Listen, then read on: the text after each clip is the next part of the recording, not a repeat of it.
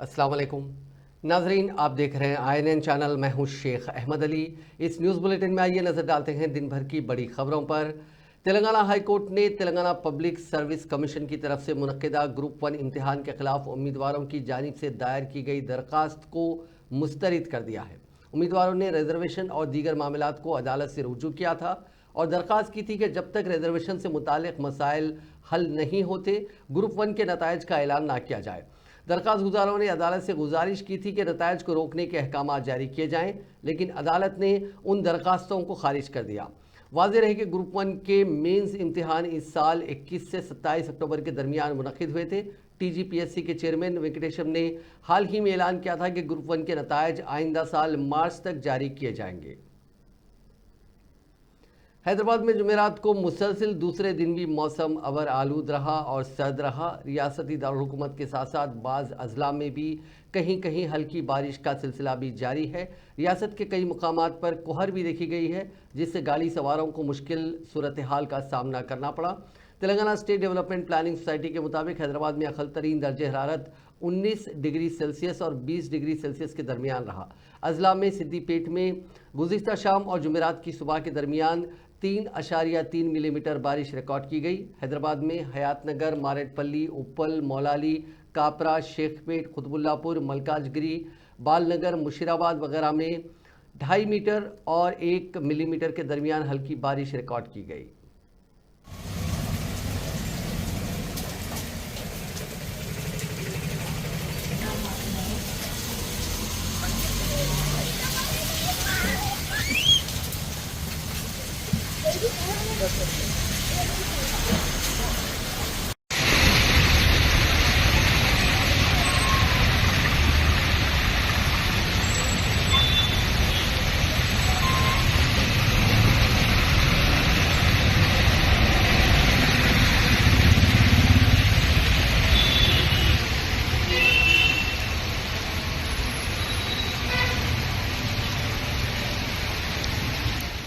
मगरबी वसती खलीज बंगाल पर कम दबाव का सिलसिला जारी है। ये कम दबाव जुनूबी साहिली आंध्र प्रदेश और शुमाली तमिलनाडु के साहिल पर मरकूज है, जो तवक्को है कि इसी इलाके में कमज़ोर पड़ जाएगा।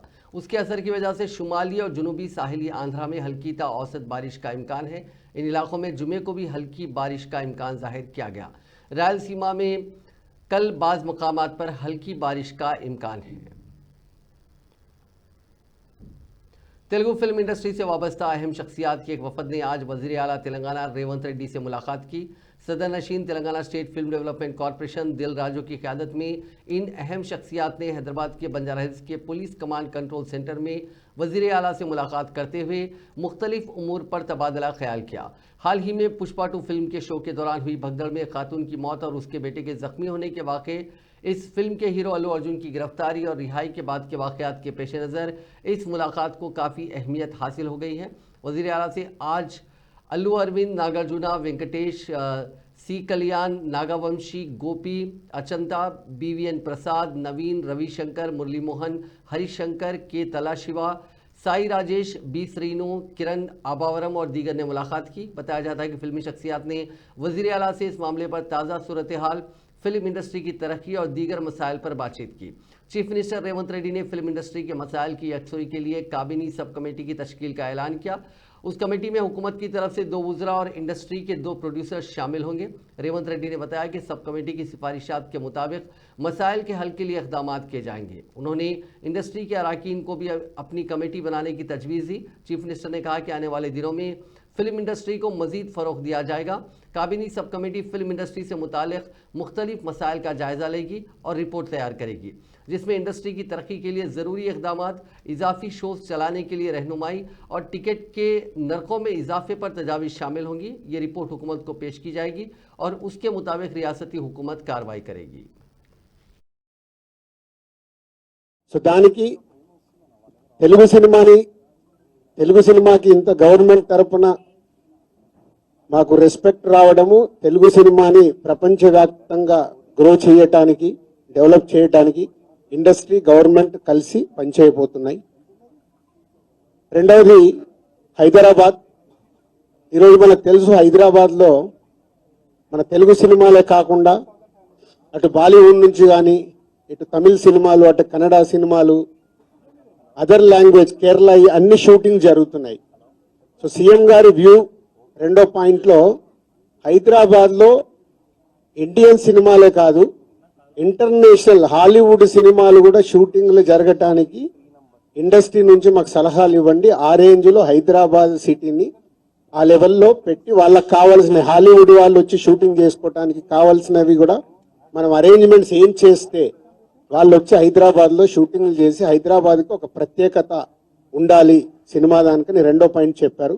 దాని మీద మళ్ళీ మేము ఇండస్ట్రీలో కూర్చొని గవర్నమెంట్కి ఎఫ్టీసీ ద్వారా ఏమేం చేస్తే బాగుంటుంది అనేది చెప్పబోతున్నాం. సో ఆ విషయంలో కూడా ఇండస్ట్రీ గవర్నమెంట్ రెండు హైదరాబాద్ని ఒక ఇంటర్నేషనల్ హబ్గా సినిమా ఇండస్ట్రీకి ఒక ఇంటర్నేషనల్ హబ్గా క్రియేట్ చేయడానికి అడుగులు వేస్తాం. మూడోది ఇండస్ట్రీ నుంచి ఇప్పుడు గవర్నమెంట్ ఏదైతే సొసైటీలో జరుగుతున్న ఈ డ్రగ్స్ కావచ్చు गवर्नमेंट को संबंधिंచిన కొన్ని ఏవైతే हैदराबाद डिस्ट्रिक्ट कांग्रेस कमेटी के सदर मोहम्मद वलीउल्लाह समीर ने जुमेरात की रोज मरकजी वज़ीर दाखिला अमित शाह को फौरी तौर पर बरतरफ करने का मुतालबा किया। उन्होंने डॉक्टर बी आर अम्बेडकर के बारे में अमित शाह के हालिया रिमार्क्स को हिंदुस्तानी आइन के मुअम्मर और जमहूरी इक़्तिदार की तौहीन करार दिया। मोहम्मद वलीउल्लाह समीर ने बात पुरानी शहर के याकुतपुरा के बड़े बाजार में हैदराबाद डीसीसी के ज़ेर एहतमाम धरने की क़यादत करते हुए कही। उन्होंने अमित शाह पर इल्ज़ाम आयद किया कि उनके बयानात ने डॉक्टर अंबेडकर की मीरास को नुकसान पहुंचाया और आइन में दर्ज उसूलों को धुंधला करने की कोशिश की। मीडिया से बात करते हुए वलीउल्लाह समीर ने कहा कि बीजेपी का ये अमल जानबूझकर डॉक्टर अंबेडकर की खिदमात को कम करने और रिज्जत पसंद ख्यालात को फ़रोग़ देने की कोशिश जाहिर करता है।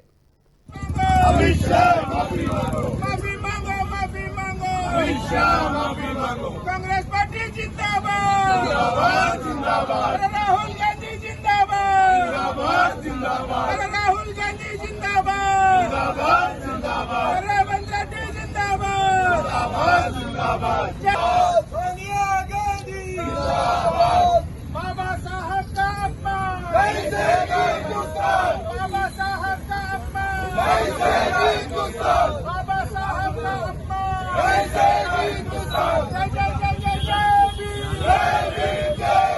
जय जय जय जय जय भीम, माफी मांगो, अमित शाह माफी मांगो, अमित शाह माफी मांगो, जय जय जय जय भीम, जय जय जय जिंदाबाद, राहुल गांधी जिंदाबाद, रेवंत रेड्डी जिंदाबाद। याकुतपुरा बड़े बाज़ार में हम हैदराबाद कांग्रेस कमेटी के सारे सीनियर लीडर्स, हमारे अस्करी बेग, हैदर जाफरी, किशन सिंह, संतोष कुमार, असलम, दिलावर हुसैन और यूसुफ दानिश, यूथ कांग्रेस के लीडर्स, NSUI के लीडर्स, महिला के leaders, division presidents, block presidents, हम सब यहाँ पे आज बाबा साहेब अम्बेडकर की शान में जो नाजिबा अल्फाज अमित शाह ने इस्तेमाल किए हैं उसके लिए हम यहाँ आज एक प्रोटेस्ट कर रहे हैं।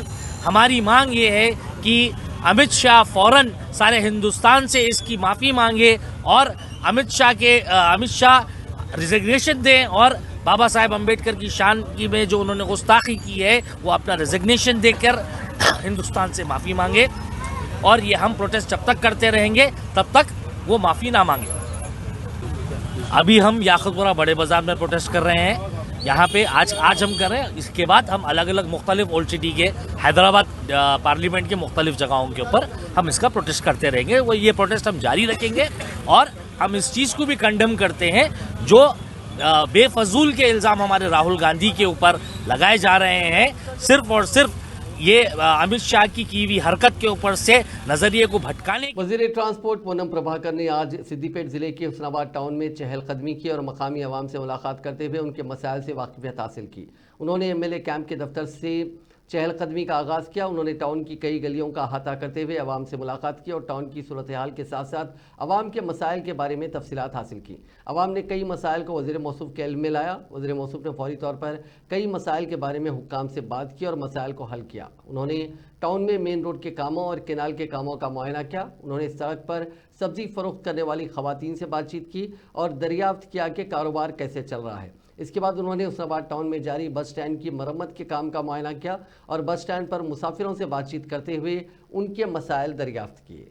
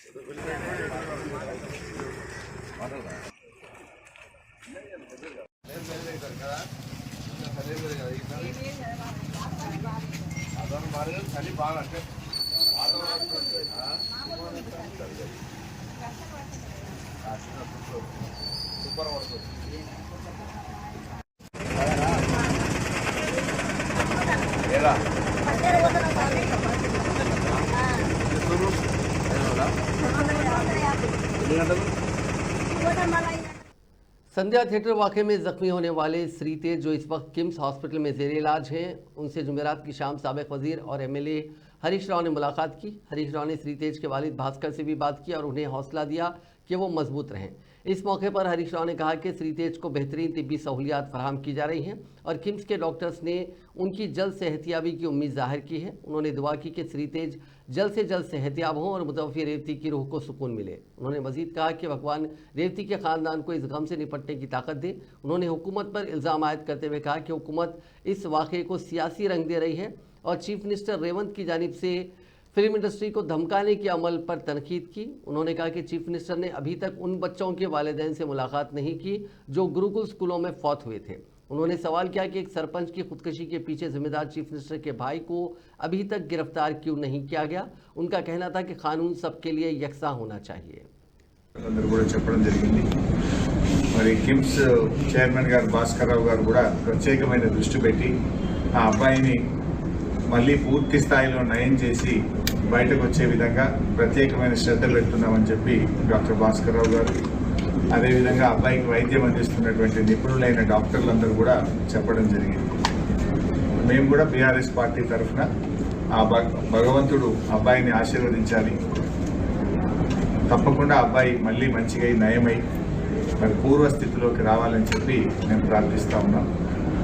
వారి తండ్రి గారు భాస్కర్ గారికి కూడా కేసీఆర్ గారు మమ్మల్ని అందరినీ పంపారు, మీరు ధైర్యంగా ఉండండి, తప్పకుండా బాబు బాగవుతాడనే ఆత్మవిశ్వాసాన్ని ధైర్యాన్ని కూడా వారికి ఇవ్వడం జరిగింది।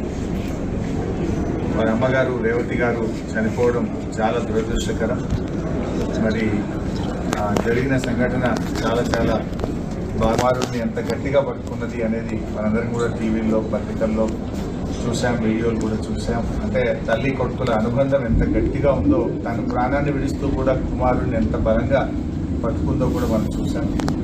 సో ఏది ఏమైనా नागर कर्नूल के साबिक रुकन पार्लियामेंट डॉक्टर एम जगन्नाथ अलील हो गए हैं। उन्हें अस्पताल मुंतकिल किया गया। ज़राए के मुताबिक वो निम्स में ज़ेर इलाज है। उनकी अलालत की इतला के साथ ही कई अहम शख्सियात ने अस्पताल पहुंचकर उनके अफराद ख़ानदान से मुलाकात की और उनकी सेहत के बारे में मालूमात हासिल की। जगन्नाथम ने तेलुगुदेशम, कांग्रेस और बीआरएस लीडर के तौर पर काम किया था। फिलहाल वो बीएसपी में हैं। उन्होंने लोकसभा में हल्के लोकसभा नागर कर्नूल की नुमाइंदगी की थी। आज बीआरएस के कायद हरीश राव ने अस्पताल पहुंचकर उनकी अयादत की। बीआरएस पार्टी के senior leader A Srinivas Rao को पुलिस ने गिरफ्तार कर लिया। शहर हैदराबाद की वशमारटपल्ली में वाक़े मकान पहुंचकर पुलिस ने गुज़िश्ता माह फ़राइज़ की अंजाम दही में रुकावट पैदा करने के इल्ज़ाम पर ई श्रीनिवास को गिरफ्तार कर लिया। बीआरएस के रुकन असेंबली पिद्दी पार्टी कौशिक रेड्डी को भी इस मामले में गिरफ्तार किया गया था, जो जमानत पर हैं। बीआरएस के जराये के मुताबिक पुलिस जुमेरात को सुबह तकरीबन 5 बजे श्रीनिवास के मकान पहुंची ताकि उनको गिरफ्तार किया जा सके। उन्होंने कहा कि कानून के मुताबिक पुलिस ने कोई नोटिस या फिर कोई वारंट जारी नहीं किया। श्रीनिवास के अरकान खानदान की इत्तला पर बीआरएस के कई कायदीन और कारकुन वहां पहुंच गए, जिन्होंने पुलिस की इस कार्रवाई की शदीद मजम्मत की। उन्होंने मुतालबा किया कि पुलिस वारंट दिखाए या फिर उनको छोड़ दे। इस मौके पर पुलिस और बीआरएस कैडर के दरमियान गर्मा गर्म बहस और तकरार हुई, ताहम पुलिस श्रीनिवास को अपने साथ ले जाने में कामयाब रही। बादजा उन्हें कोर्ट में पेश किया गया और अदालत ने उन्हें जमानत पर रिहा कर दिया। 5 గంటలకైనా ఏంది నాకు అర్థం నేను వస్తుపోని చెప్పిన ఆయన కాన్స్టిట్యూషన్ పోస్ట్ చేసిండు మామూలు కమిషన్ చైర్మన్ చేసి చట్టం మీద గౌరవం ఉంది ఆయన ఆల్రెడీ జడ్జి కార్డు చేసిండు ఆయన నేను ఆల్రెడీ ఎస్సీ ఎస్టీ కమిషన్ ఇది ఇలా స్వేచ్ఛ లేదు మాట్లాడమని స్వేచ్ఛ లేదు అరెస్ట్ చేస్తా ఉన్నారు అన్యాయంగా అక్రమంగా 5 గంటలకు వచ్చి డోర్లు కొడతా ఉన్నారు ఇది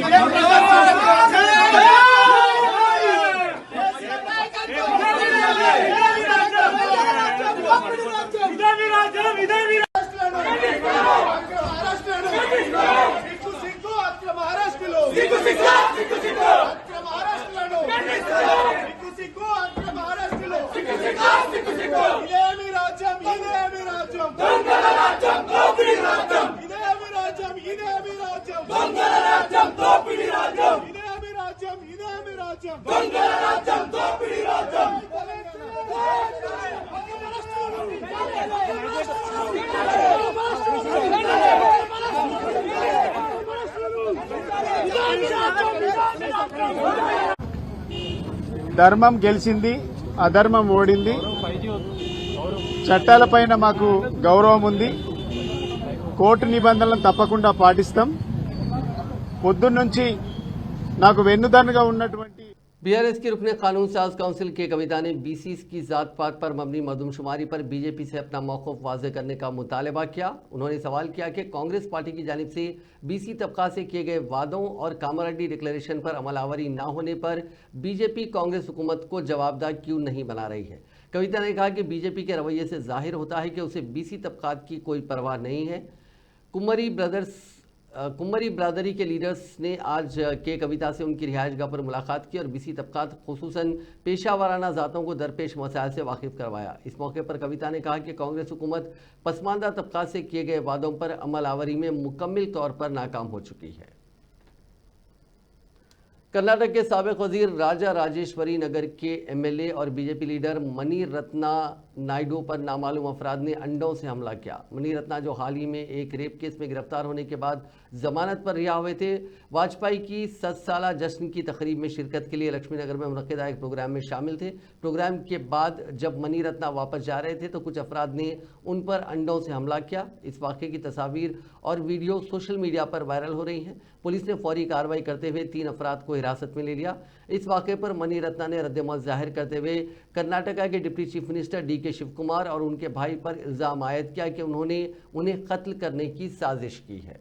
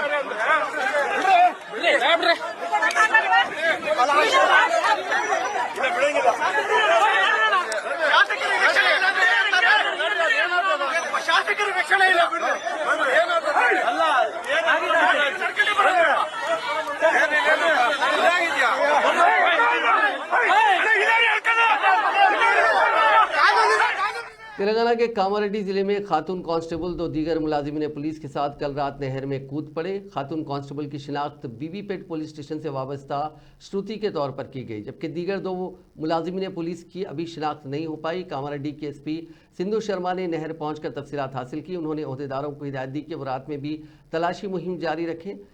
माफ़ कीजिएगा, दीगर दो अफराद की भी पहचान की जा चुकी है। उनमें से एक सब इंस्पेक्टर बताया गया है और एक कंप्यूटर ऑपरेटर बताया गया है। इस पूरे मामले की पुलिस जांच कर रही है। काफ़ी जद्दोजहद के बाद उन लाशों को वहां से निकाला गया है। जिन शख्स पुलिस स्टेशन में निखिल के तौर पर यह कंप्यूटर ऑपरेटर काम करता था और तीसरा शख्स जो था उसकी शिनाख्त साई कुमार के तौर पर की गई है। वो बिकनूर पुलिस स्टेशन के सब इंस्पेक्टर के तौर पर खिदमत अंजाम दिया करता था। वज़ीर आला तेलंगाना रेवंत रेड्डी के फ्लेक्सी बैनर्स को निकालने के दौरान बिजली का झटका लगने से दो अफराद की मौत हो गई। ये वाक़या तेलंगाना के ज़िले मेदक के किस्टापुर में जुमेरात की सुबह की अवलीन सातों में पेश आया। इन दोनों की शिनाख्त ए नवीन वर्पी प्रसाद के तौर पर की गई है, जो किस्टापुर के रहने वाले हैं। ये दोनों वज़ीर आला के दौरे से कब्ल लगाए गए बैनर्स निकाल रहे थे कि वाक़या पेश आया। इस वाक़े के नतीजे में मकामी अफराद पर सख्ता तारी हो गया। पुलिस मौके पर पहुंची। पुलिस ने लाशों को पोस्टमार्टम के लिए भेज दिया और इस सिलसिले में एक मामला दर्ज करके जांच शुरू कर दी। शहर हैदराबाद के नानकरामगुड़ा में कार और बाइक के हादसे में मरने वालों की तादाद 2 हो गई, क्योंकि वेंकट रमना रेड्डी, जिसकी हालत इस हादसे में नाजुक थी, इलाज के दौरान मौत हो गई। रमना अपनी दोस्त श्रावणी के साथ बाइक पर जा रहा था। इतवार की रात नानकरामगुड़ा में उनकी बाइक को कार ने टक्कर दे दी। इस हादसे में गंडीपेट में CBIT कॉलेज की तालिबा की मौके पर ही मौत हो गई, जबकि इसका दोस्त रमना शदीद जख्मी हो गया था। उसे गांधी अस्पताल मुंतकिल किया गया था, जहां इलाज के दौरान उसकी मौत हो गई। पुलिस ने साई कैलाश नामी कार चलाने वाले के खिलाफ लापरवाही से गाड़ी चलाने का मुकदमा दर्ज करके उसे गिरफ्तार कर लिया। साई कैलाश हाल ही में लंदन से वापस आया था। तेलंगाना के आसिफाबाद जिले में शेर की मौजूदगी से सनसनी फैल गई। जिले के पंचकलपेट मंडल के कई मौजूआत में रहने वालों में खौफ पाया जाता है। महकमा जंगलात के अहदेदारों ने गोंटलापेट गांव में नदी के किनारे शेर के पंजों के निशानात रिकॉर्ड किए। उनका कहना है कि एक शेर पंचकलपेट के जंगलात में पिछले कुछ दिनों से घूम रहा है। उन्होंने किसानों पर जोर दिया कि वो फसलों को जानवरों के नुकसान से बचाने के लिए बिजली की बाड़ लगाकर शेर को नुकसान ना पहुंचाएं। हुक्काम ने शहरियों से कहा कि वो शेर से चौकस रहें। इस सिलसिले में मकामी अफराद में बेदारी पैदा की गई। उन्होंने किसानों से कहा कि वो सुबह 10 बजे तक खेतों में दाखिल ना हो। उन्होंने मशवरा दिया कि वो ज़रूरी सरगर्मियों के लिए ग्रुप्स में जाएँ। जंगल के करीब रहने वाले अफराद से दरख्वास्त की गई है कि वो लकड़ी और दीगर ज़रूरियात के लिए जंगलों में ना जाएँ। तेलंगाना के राजन्ना सिलसिला जिले में पेश आए सड़क हादसे में एक खातून हलाक और दीगर 3 अफराद शदीद जख्मी हो गए। यह हादसा जिले के वेंकटराव पेट के करीब जुमेरात की सुबह उस वक्त पेश आया जब कार के ड्राइवर ने उसका तवाजुन खो दिया और ये कार सड़क के किनारे ठहरी हुई लॉरी से टकरा गई। इस हादसे में एक खातून हलाक हो गई, जिनकी शिनाख्त अलेख्या के तौर पर की गई, जबकि अशोक बाबू और मंगा शदीद जख्मी हो गए। इन तमाम जख्मियों को इलाज के लिए अस्पताल मुंतकिल कर दिया गया। इन तमाम का ताल्लुक करीमनगर टाउन से है। जापान एयरलाइंस पर जुमेरात की सुबह बड़ा साइबर हमला हुआ। साइबर हमला करने वालों की इस कारस्तानी से बड़ी तादाद में घरेलू और बैनुल-अक़वामी परवाजें मुतासिर हुई। बताया जाता है कि फिलहाल टिकटों की फरोख्त भी रोक दी गई है। साइबर हमला सुबह मकामी वक्त के मुताबिक 7:24 के करीब हुआ। इस साइबर हमले से एयरलाइंस का पूरा निज़ाम दरहम बरहम हो गया। एयरलाइंस के तर्जुमान की तरफ से साइबर हमले की तस्दीक की गई। उन्होंने बताया कि निज़ाम को दुरुस्त करने के लिए हर मुमकिन कोशिश की जा रही है। फिलहाल घरेलू और बैनुल-अक़वामी परवाज़ों के लिए टिकटों की फ़रोख्त को रोक दिया गया। मुसाफिरों को हो रही अदम सहूलत के लिए एयरलाइंस ने माज़रत का इजहार किया। कांग्रेस के सदर मल्लिकार्जुन खड़गे ने CWC यानी कांग्रेस वर्किंग कमेटी के इजलास में पार्टी की तारीखी अहमियत और उसकी कामयाबियों पर रोशनी डाली। इस मौके पर 100 साल पहले गांधी जी के कांग्रेस सदर बनने की तारीख को याद करते हुए पार्टी के कायद ने गांधी जी के उसूलों और नज़रियात पर कायम रहने का अहद किया।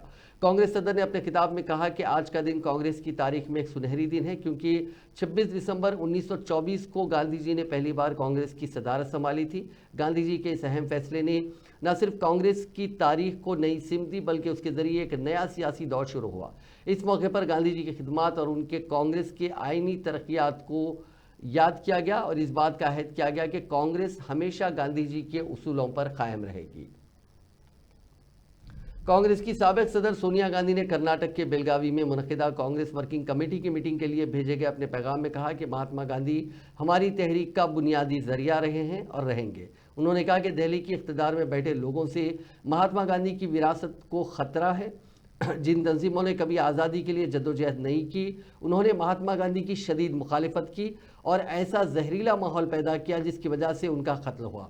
ख्याल रहे कि केरला के बाद कांग्रेस पार्टी का CWC इजलास अब बेलगाम कर्नाटक में मुनक़िद हुआ। ये इजलास न सिर्फ पार्टी की आइंदा सियासी रास्तों की तश्कील के लिए अहमियत का हामिल है, बल्कि उसने पार्टी की नज़रियाती और तंजीमी पोजीशन को भी दोबारा मुस्तहकम करने की कोशिश की।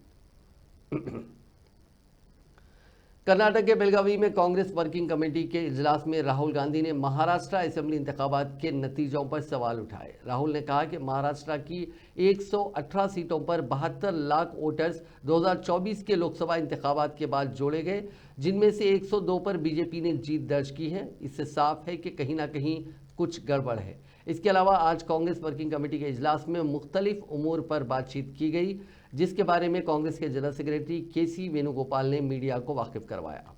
More than 50 people spoke about the resolutions. We moved 2 resolutions. One is on Mahatma Gandhi and second is as a political resolution. That both the circulations has been already circulated. I think there are major decisions. I have already told more than 50 persons, 50 leaders participate in the discussions. Honorable Congress President and former Congress President Rahul Gandhi ji both are spoken in depth. We finally decided to is going to be a Sankhatan सृजन कार्यक्रम organisational. वज़ीर-ए-आज़म नरेंद्र मोदी ने आज वीर बाल दिवस के programme में हिस्सा लिया और कहा कि तारीख से लेकर आज तक नौजवानों की तवानाई ने हिंदुस्तान की तरक्की में हमेशा बड़ा रोल अदा किया। मोदी ने कहा कि उनकी हुकूमत ने साहिबजादों की बेमिसाल बहादुरी और कुर्बानी की याद में वीर बाल दिवस शुरू किया है। उन्होंने कहा कि ये दिन अब करोड़ों हिंदुस्तानियों के लिए कौमी तहरीक का त्यौहार बन गया है। इस दिन ने बहुत से बच्चों और नौजवानों को बेमिसाल हिम्मत की तरगीब दी।